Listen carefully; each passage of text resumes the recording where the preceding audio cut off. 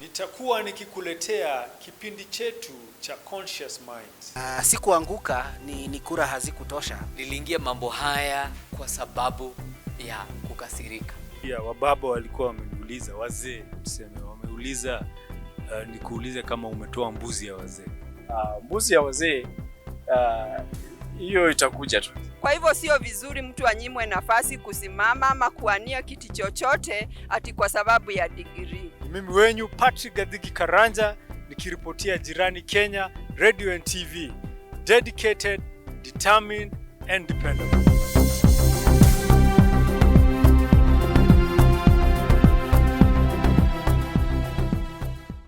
Welcome viewers to Jirani Kenya Radio and TV. I'm your host Patrick Gadhigi Karanja, and today I'm bringing you our popular show by the name of Conscious Minds. You already know about this show. Hii ni ile show tunawaleteanga ya wanasiasa, tunawaleta karibu na nyinyi ndio muweze kuwasikiza na muweze kuwaelewa vizuri. Na nashukuru sana leo tuko upande wa Lolua ambapo tumepata guest wetu mmoja, tutaweza kuongea naye, lakini kwanza kwa ufupi ningependa kupatia shukrani kubwa sana kwa our sponsors, One Stop Annex. One Stop Annex is a shipping company that ship goods from the US to Kenya. They do that every month and they will bring the goods to your doorsteps. Be sure to check their numbers on the screen and be sure to call them for more details. And with no further ado, I will now welcome you to our guest, and I will let him first of all awambie majina yake na awambie kiti gani ambako anasimama na pia awambie ni ward gani. Karibu sana katika Jirani Kenya Radio and TV. Asante sana Patrick.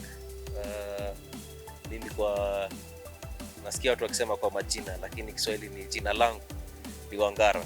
Wangara Leroy, wakili, katibu mkuu wa kikundi inaitwa Maendeleo Yetu, baba mzazi, mkaaji wa eneo la Ololwa, na ninagombea kiti cha mwakilishi wodi Ololwa ward katika uchaguzi ijayo. Hiyo ni 2022 inshallah. Asante sana, mmesikia Ololwa ward, na sasa ningependa tukue na mazungumzo kidogo. Kama ulivyosikia, Conscious Minds ni show ambayo inataka wapiga kura waweze kuongea na wanasiasa wao, waweze kusikia vile mind yao, waweze kuwaelewa zaidi. Sasa si huwa tunachukua maswali kutoka kwa watazamaji wetu na tunawaletea nyinyi ndio muweze kuongea. Kwa hivyo nitaanza kwanza na swali la kwanza. Swali la kwanza ni walitaka kujua, what is the driving force behind you running for this seat? Nini kilichokufanya wewe utake sana kujimiminya kwenye kiwanganyiro hichi? Asante sana. You allow me to speak in English. Nitachanganya na Kiswahili. Hii kizungu huwa inanilemea, hii Kiswahili kwa zingine. So kitu ambacho kilinifanya nikataka nijitose uwanjani kugombea hiki kiti cha mwakilishi wodi Ololwa ni manake sisi vijana tuko na nia kuongoza nchi. It is a passion that we have had, most of us. Leadership is inborn, I believe. Na I've dreamt of this day since I was 16. Leadership and governance always appeals to me, right? I pride myself in being a problem solver. I think I have a good grasp of situations and how best to impact them positively depending on the circumstances. And I felt like I could really do this job. You know, the work of a member of the county assembly is actually three. It is representation of the people, legislation, and oversight. Yeah, so basically I found that I understood all those three roles, and I felt that it was within my capability to implement or to undertake those specific functions diligently. So really what has driven me into this is just the passion behind leadership and governance, and the awareness that I can do it. Good answer, good answer. So now I see you're a young person. And I don't want to ask you your exact age, but you seem like a young person. So the question here is, do you have what it takes to compete with these veteran politicians who have been doing this for years? Just as young as you are, do you think you have what it takes? In all fairness, I think I do. If we didn't, we would not be here. If I did not think that I could take them head on, I would have chosen something else to do. And I prefer not to waste my time. I consider myself a very serious man. So in the case that I would have thought, even for the slightest bit, that I was not equally capable of giving these people a run for their money, I would not have even dared to attempt. But of course there are challenges. If that is, it's worthy to note that there are serious challenges as a young person, as a first-time contestant.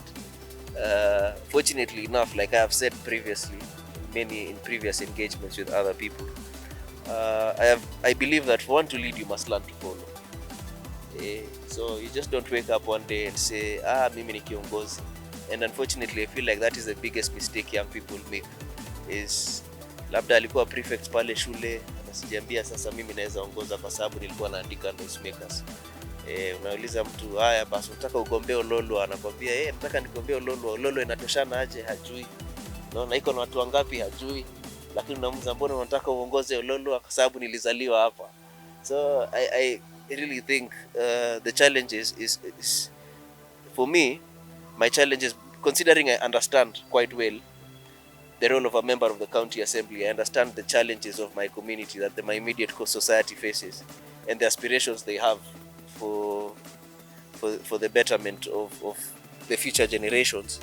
I am compelled to do something about it. All that it takes for evil to prevail is for good men to do nothing. And we have refused to be silent, and we understand that the challenge is, one is that for being a young person, people do not really want to listen to you. Utapata ukinyenyekea mbele ya wazee wakati mwingine madharau inakuwa mingi. Unaweza ingia mkutano unyimwe mic. So it is, the challenges are there. There's discrimination, outright discrimination because of age, and then of course the unlevel playing ground because of financial capabilities. As you might be aware, campaigns is a highly intensive process, if I could put it like that. It requires resource mobilization, it requires funding, and the challenge for young people especially is in terms of resource mobilization, because you find iko kijana ametoka shule at the age of 24 with his bachelor's degree in management and statistics or whatever, and they understand fully well how to utilize and manage resources for the betterment of the immediate community, and they actually want an opportunity to serve in that capacity. But now the challenge is when iko mzee ako hapo nyumbani, amekuwa in employment for over 40 years, ako pensionable, ako na pension, alafu amesikia ile MCA wa nyumbani amekufa. Sasa anaona Mungu ameleta. So you're supposed to compete. You're 24 with no income. This is your first attempt at getting a real job, and you're supposed to compete with someone who has been in public service for many years, who is enjoying retirement benefits and has 2 successful businesses. So even when it comes to printing of t-shirts and posters and all that, convening crowds for maybe a town hall, it is easier for these guys. But I've always been of the opinion that the position of the member of the county assembly be reserved for the youth. Personally, I feel like it is very unfair. Nobody above the age of 40 should be contesting for, considering mnatuambia sisi ndio viongozi wa kesho. Kama hata hii ya compound hii ya mwezi tuachia, nchi tutaongoza lini? Right? And I feel like it should be a career option for the youth as opposed to a retirement plan for the older generation. It should just be like teaching or any other profession. Leadership and governance should be taken seriously as a career option for the young people of this country. That leads me to my next question, which is more on what you're talking about. Is Kenya ready for the youth to take over leadership? Do you think, and why? Kenya was born ready. Kenya was created ready for young leadership. I just feel like the challenge has been that the young people are yet to prove themselves. Unfortunately, hiki tu uongozi, hata ukiangalia inheritance vile huwa inawachwa mara mingi, the most responsible of all the children is the one who is most likely to be given control over the largest portion of wealth. Because it is only assumed, it is only right or rather fair that this is the person who can best take care or protect the interests of that family. And it's the same thing when it comes to siasa. Vijana hawajajiprove. Vijana wanataka uongozi for the wrong reasons. They want leadership for freedom.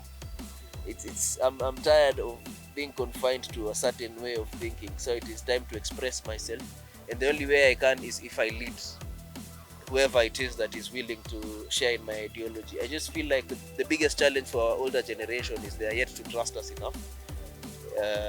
So I do not think that the problem is whether Kenya is ready for young leadership. I just feel like the leaders have to go an extra mile and prove to the people who are already there that they are indeed capable of making it work. Can you give us an example of some youth leaders that have shown a good example? Because I know there has to be a few. If, like you said, there are not many, and we have not proved ourselves as a youth. But do you have an example where people can emulate? The other youth can emulate. I think good examples are everywhere, if you ask me. I mean, in the National Assembly, I think we had, in the last election, slightly around 30 of them were below the age of 35. The current senator for Nairobi is a good example that we like to use often. There's that boy from Meru. I know he's a man now. Pardon me for calling him a boy. The examples of youth leadership, and not necessarily in politics, even in different spaces, like in environment conservation. There's this girl from, is it Scotland, or where does she come from? She's called, there's a white girl, Gretchen or something. People in their different capacities have tried to show leadership. The young people of across the world. Environment conservation, innovation, especially innovation, I think is the new frontier for the young people. Technology, unajua inashinda wazee kidogo, wanasema technology may take their knowledge. But fortunately, I mean, examples are there. Well, for young leaders in leadership, there are very many examples that we could rely on. And unfortunately, one or two might not be the best to emulate, but the majority, wale wamejitosa na wamejitambua, ni watu wanafanya kitu inaonekana. Sema Sakaja, Sakaja anafanya kazi. Okay. Sawa. Asante sana. And for right now, viewer, we're going to take a short break. Be sure you stay tuned, and we'll be back in just a minute. Hey Jane, what seems to be the problem? Uko poa? I'm really stressed out because I shipped my products 3 months ago and they have not yet arrived. I am now looking for a reliable shipping company. Oh, too bad. You haven't heard of One Stop Annex? Oh, really? It's a shipping company based in the US. They do shipments once a month to Kenya. They will deliver to your doorsteps. I have been shipping with them for almost 3 years and my products have arrived on time. Also, their prices are very affordable. I think I better try them out. To contact them, just call 253-517-8670. Actually, they're accepting boxes right now until November 10. You can drop your boxes at 4420 Pacific Highway East, 5 Washington, 98424. Thank you, Patrick. I feel much better now. I'm looking forward to working with One Stop Annex Shipping Company. Welcome back, viewers. I'm back again with Mr. Leroy Lolu Award, MCA Aspiring. And bado tunaendelea na maswali, na sasa Bwana Leroy, niko na swali lingine hapa. In your opinion, the current regime, has it done enough in terms of infrastructure and healthcare in Lolu Award? I feel sad that or bad that you want me to limit my answer to Ololwa Ward, but I'll try my best. Ololwa Ward is 19.2 square kilometers with a population of slightly over 38,000 people. It has only one public health facility, the Ololwa Dispensary, which is supposed to be a level 3 hospital, but it is nothing close to that. We've been fortunate enough to visit it, and the challenges are many. So in terms of, to answer your question whether the current administration has done much in terms of healthcare for my people, I do not think so. Well, I will cut the national government some slack because health, as you may know, is now a fully devolved function. The county government has had its challenges in implementing policy. They had tried, our current governor, he had tried to come up with a concept of one buzi for your healthcare insurance. I think it was one buzi, I think a year, I'm not sure. It started well, it was a good idea, flopped midway, I don't know what happened to it. But even in terms of infrastructure for the hospital, there is no optical services, dental services can't be gotten there, the wood capacity is low, the drug stock is low, there's lack of space, the staff is understaffed,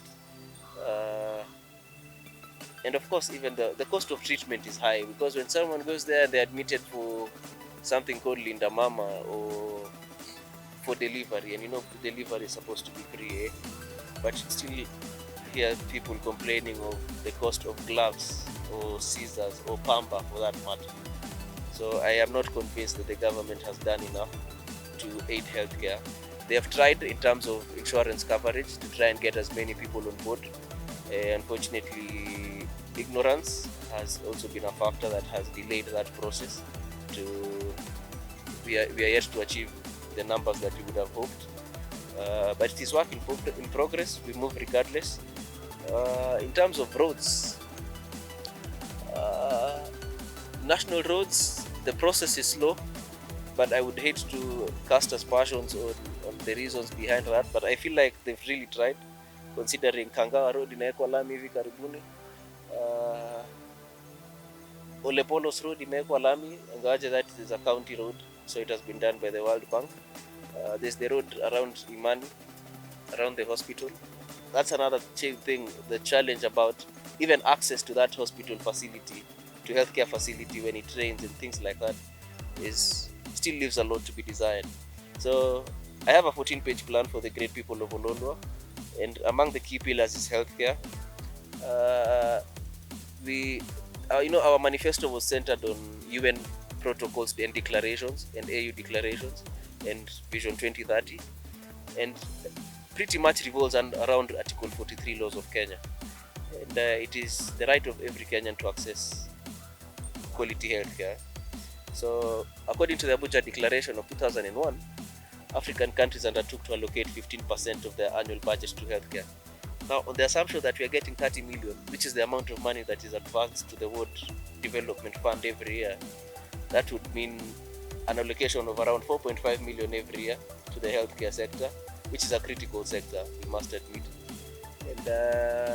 And I'm sure with that we could do a few things. Like I was talking to the head doctor in charge some time back, and he's telling me they got a generator through well wishers, but the house, they could not house that generator. The place where it would have been put inahitaji kujengewa mahali, and the cost would be around approximately 50 Gs, but there's no 50 Gs to do that. Okay, Mr. Leroy, now I have a question concerning the famous handshake, and also I want you, when you talk about the handshake, tell us what you think on the BBI process is.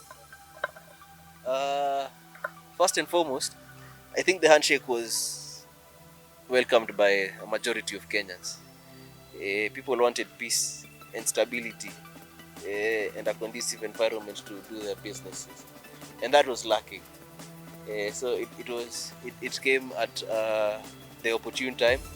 It was important for the unity of this country, and I don't think anybody can rubbish that. Unfortunately, ilileta kutengana kidogo, but I always say that the main reason ilikuwa ni kutoelewana. Unajua, mimi nasema Ile wakati mtu anataka haribu mali ya jirani yake, anakwambia ni kwa sababu wameiba kura ya Raila. Mwingine anakwambia wewe ni kwa sababu lazima nichunge kura ya rais. Lakini ile wakati wazee wamekaa chini wakaelewana, watu wanataka kusema hiyo amani ni yao. Me, I find that to be hypocritical. Hiyo ni unafiki. And I'll tell you why. Hata tuseme basi hiyo amani ni yao. Unajua iko mzee aliniambia kama juzi ulipitia ile njia na ukaumwa na ukakimbizwa na mbwa ukaenda mbio mbaya, hiyo siku nyingine jaribu utafute mahali unaweza pitia usiumwe ukiona. Right? Na wazee walikaa chini wakasema basi, what else this country? Ni nini itafanya hii makasiriko mingi iishi baada ya kila uchaguzi? Mali inaharibika, biashara zinakufa, uchumi inazorota. Wakasema ile shida tuko nayo kama Kenya ni makabila yetu mingi. Right? And mimi ni wakili, sina kazi zingine, nisoma katiba peke yake. And I will tell you, we have a very good 2010 document, but it has its fair share of challenges. Alright? In a country of more than 45 ethnicities, right now as we speak, 67% of the public services to communities. 67% ya wafanyikazi wote wa serikali kuu ni kabila mbili. Ninyi ni watu mmeenda shule, mnaweza jua ni kabila gani. Alright? And that was the challenge. And they said, bas, kwa sababu hii katiba tuko nayo, it gives too much power to the person who wins, to the point that every other person feels neglected. What can we do to keep the level at which the aggrieved party would not seek to undermine the status quo? Na ndio akasema kwa sababu hii makabila yetu mingi, basi situpange hii maburukengi yote hapa juu kidogo kidogo, kila mtu apate. Ikaingizwa siasa, watu wakasema hawataki. Right? Tukasema basi haya, hata kama yeye hamtaki ni sawa. Lakini ni kwa nini kama Kajiado North tuko wapiga kura 200,000? Right? Eneo bunge ya Lamu, the smallest constituency, iko na wapiga kura 28,000. But this financial year, when they give our honorable member Joseph Manje watampatia 137 million this financial year advance to him in terms of NGCDF, that is the same amount of money they will give the member of parliament for Lamu. So we have 137 million shillings for 200,000 people and 137 million shillings for 28,000 people. So hata kama mimi ni mjinga, hiyo mahesabu haingiani, kuna mahali inaruka. So ndio wazee wakasema basi tujaribu tuhakikishe for every 135,000 people, 140,000 people, the amount of money that goes is almost the same. Ndio wakasema tuongeze hii mabunge. Let us increase the number of constituencies by at least around 70. And I kid you not, even in the case that the process was left to IBC, because they claimed that Article 89 had been violated, even in the case that it had been left to the IBC, they would have come up with jurisdictions in more or less the same places that those new constituencies were being found. Alright? By the Bomas, by the BBI team secretariat. Tukasema basi hiyo ina make sense. Itakuwaje watu 200,000 wanapewa 137 na watu 28,000 wanapewa the same amount of money? Inamaanisha hiyo mbunge huko akijenga darasa 6, even wakichimba shimo Olkeri, Ngaimuru, Nyaya, akifika Nolwa, pesa imeisha. Kwa sababu ile macho inamwangalia yeye ni mingi. Right? Tukasema haya basi, hata kama yeye mtaki ni sawa. Waziri tuko nao kwa hii katiba wako na kitu inaitwa kiburi. Alright? Tukasema kama saizi the honorable Manje, I'll use Manje because he's my area member of parliament na tunamjua tumemsikia. He sits in the parliamentary select committee on energy. Alright? The minister for energy, waziri, I think ni Keter, sijui kama alibadilisha yeye juzi. Unajua wanamuita wako na maswali ya mbona kawi imepanda, mbona bei ya mafuta imeshuka ama nini. Unajua waziri anamwambia nini? Sikuji.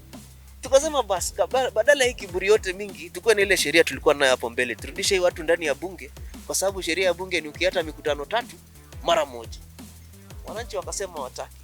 So me I feel like the BBI was a good document for this country of ours. I feel like ile kitu ilifanya ikasambaratika ni kutoelewana. Because ile kitu tulikuwa wanajaribu kusema hiyo wazee ni tuimarishe katiba. Ndio huenda nchi yetu itakosa kiongozi, isikose muongozo.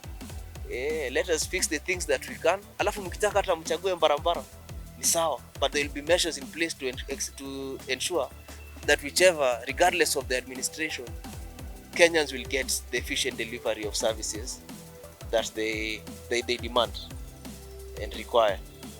So I have no problem with the handshake. I think it was a good idea. I just think how it was sold to the masses was ilileta kutoelewana mingi. But all in all, Mungu mbele, it was good for this country. We have peace and stability for the last 3 years, and we are hoping for a sustainable peace. Yeah. Very very interesting. Nimependa hivyo, you took a hard line on that one, and I appreciate that. It's good to think about these things on both ends. As we continue, na tunaendelea vizuri by the way. I have another question on Deputy President William Ruto.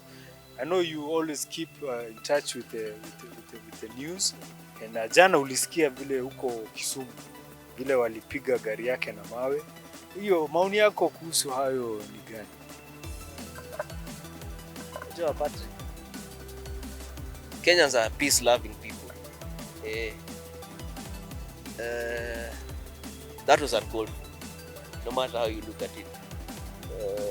Whether it was stage managed or it was the real deal, that was uncalled for. Political tolerance is paramount. We cannot compromise on that. Kenya is a democratic state, right? This is not a banana republic. So we condemn that in the strongest terms possible. Even hata mimi hata na hiyo kura yangu moja nasema hiyo tabia haiwezekani. You don't do that. Wanasema the DCI, I think the intelligence had warned Deputy President of going through there. Do you think you should have listened to them?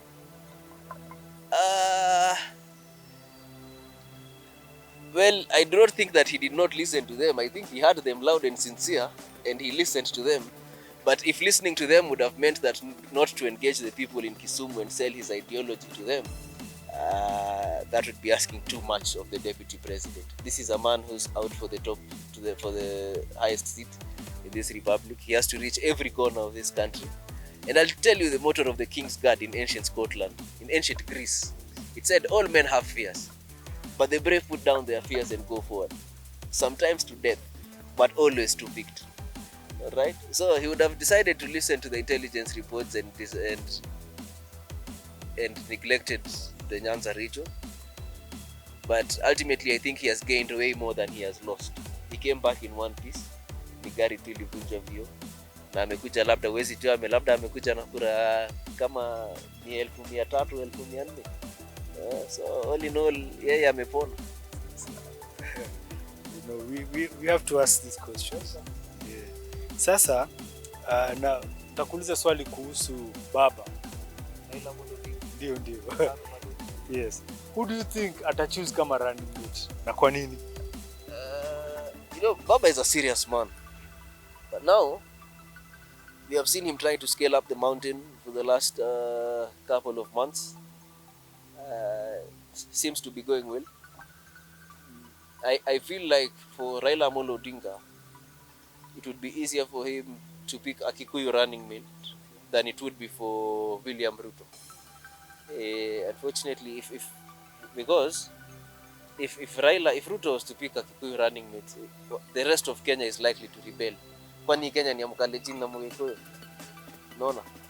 But for Raila, it is him embracing peace and inclusivity, and it is seen as, is it the olive branch? What do they call it? Extending an olive branch to a community that they have had differences for very many years.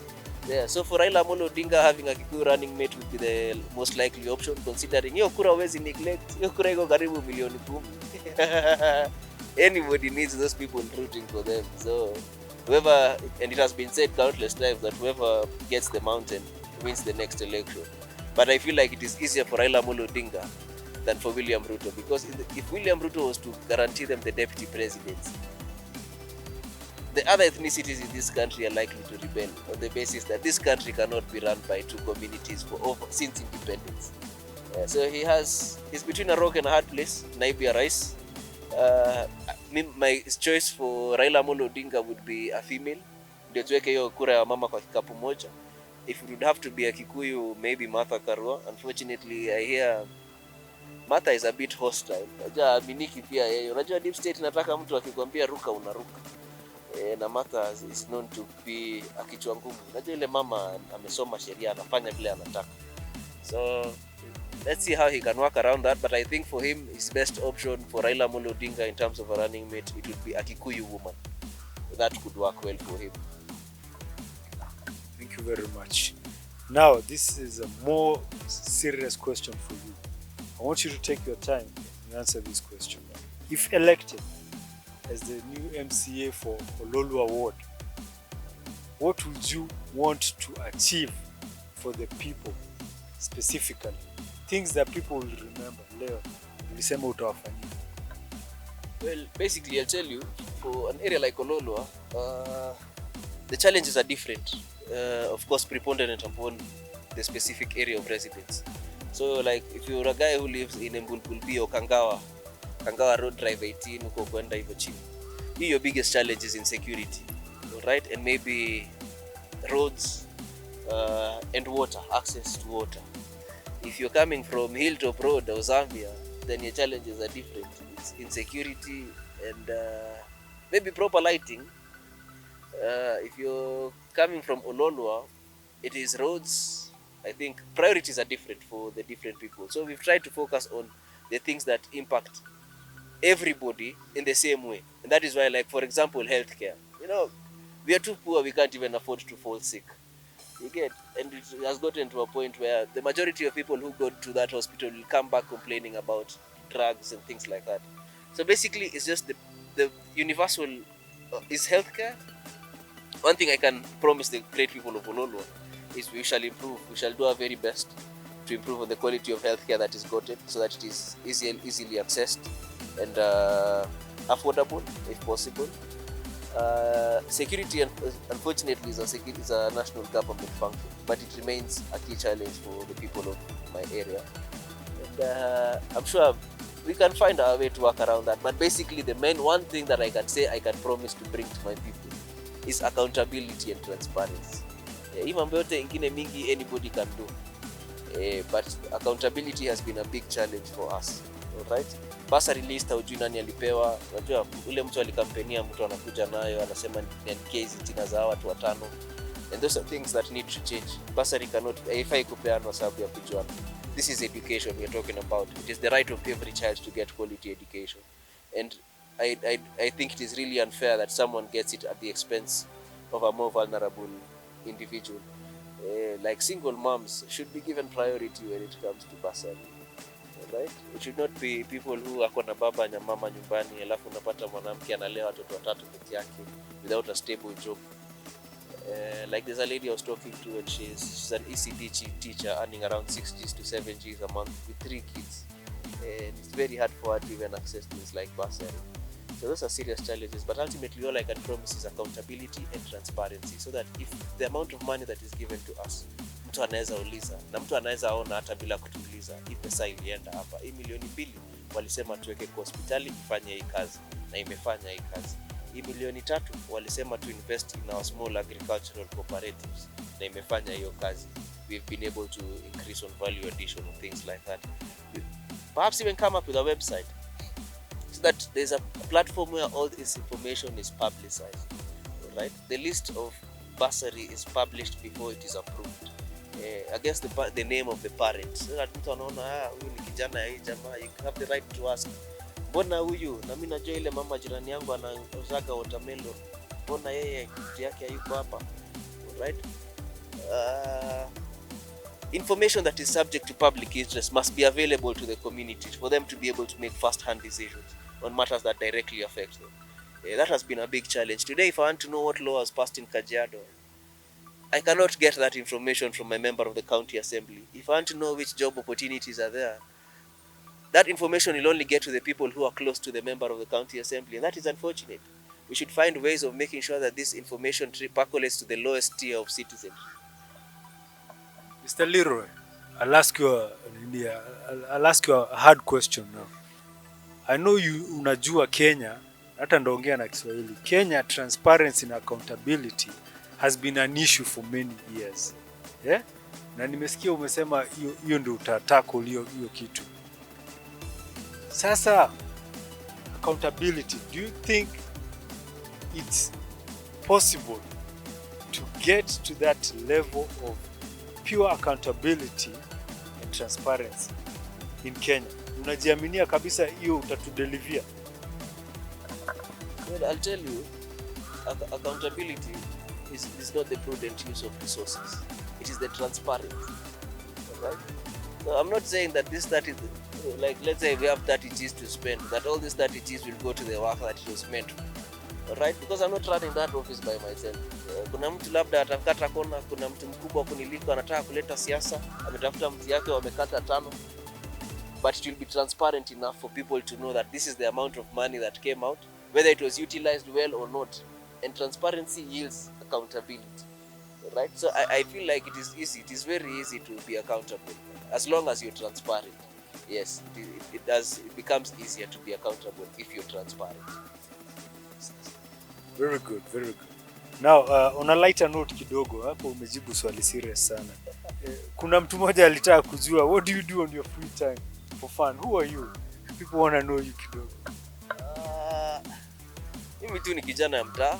My free time, nothing really. I read a lot.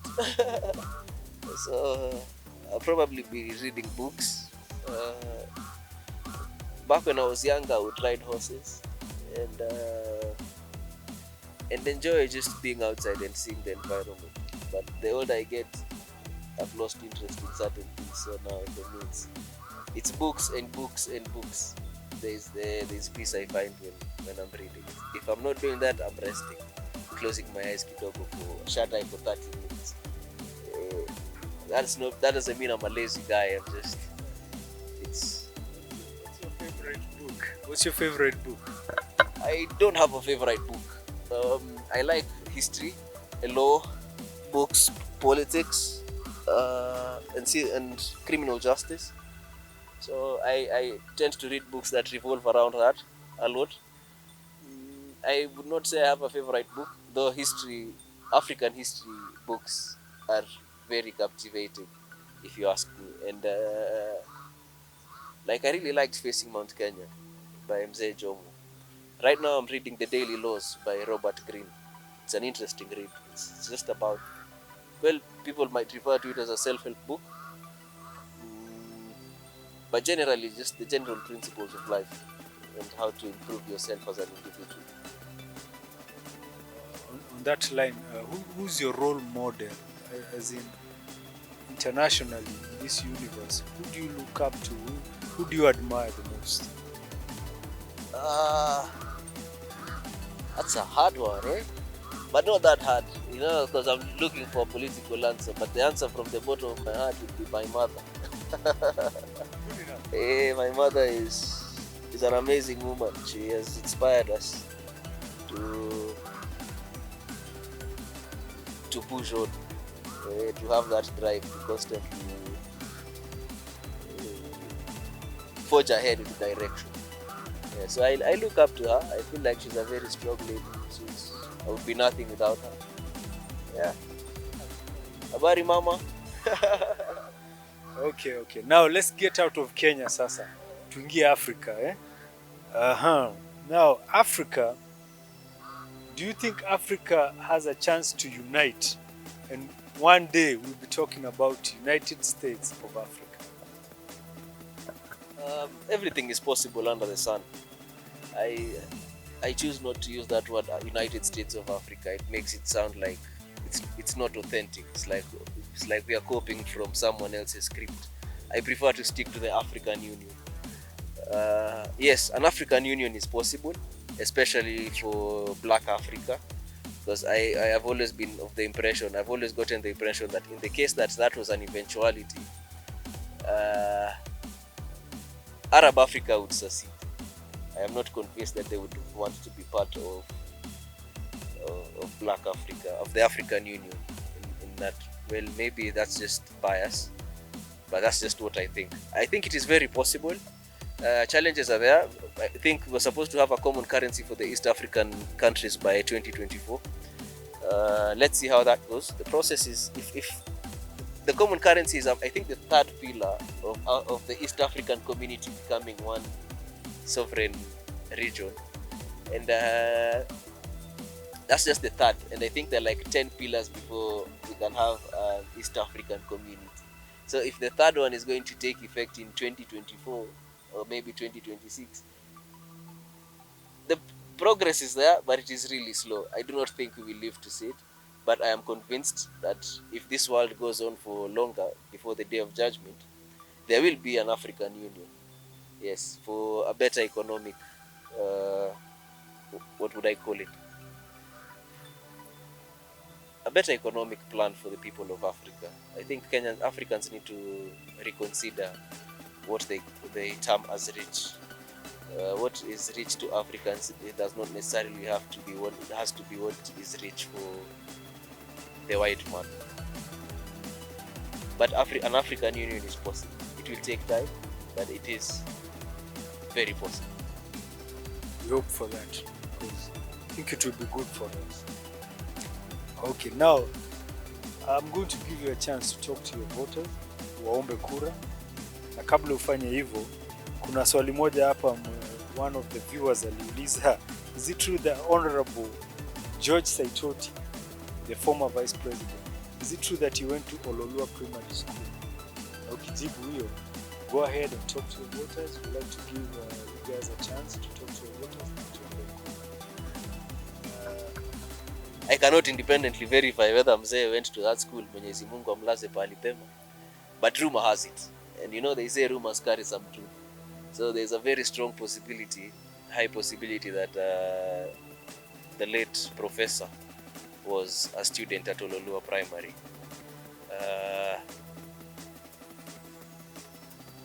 Other than that, I should tell the people of Ololua what I just talk to them. Watu Ololua kwa mara nyingine, mimi naitwa Wangara Leroy, kijana ya mtaa. And nitakuwa nawania kiti cha mwakilishi wodi Ololua katika uchaguzi ujao. Ni ombi langu kuwa wakaazi wote wa eneo hili mtajitokeza na mniunge mkono katika hii safari ya kuwakilisha.